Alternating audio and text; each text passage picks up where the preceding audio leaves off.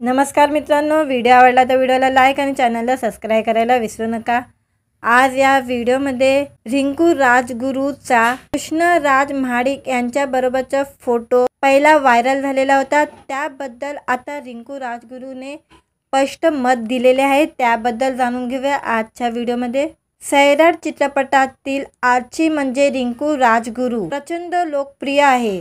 रिंकूचा मोठा चाहता वर्ग आहे। तिच्या प्रत्येक हालचालीकडे त्यांचे लक्ष लागलेले असते। काही महिन्यापूर्वी रिंकूचा आणि खासदार धनंजय महाडिक यांचे धाकटे चिरंजीव कृष्णराज महाडिक यांचा एक फोटो व्हायरल झाला होता।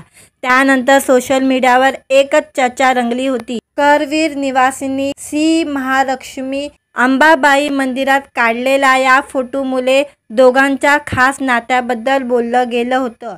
रिंकू कोल्हापूरची सून होणार का अशा चर्चा रंगल्या असतानाच कृष्णराज महाडिक यांनी यात काहीच तथ्य नसल्याचं सांगितलं। तसं या फोटोंच्या भेटीचा किस्साही सांगितला होता। यानंतर मात्र चर्चा थंड झाल्या होता।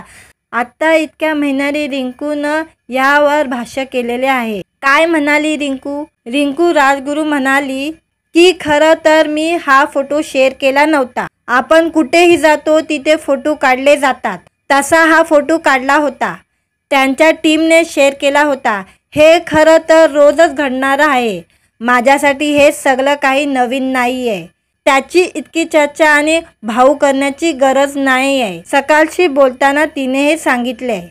तसं माझं लग्न ठरेल तेव्हा मी स्वतः सांगेल सगळ्यांना की मी लग्न करते। लग्नाच्या चर्चा कित्येक वेळा होतात, त्यामुळे अशा चर्चांचा आता त्रास होत नाही असेही रिंकूने स्पष्ट केले आहे।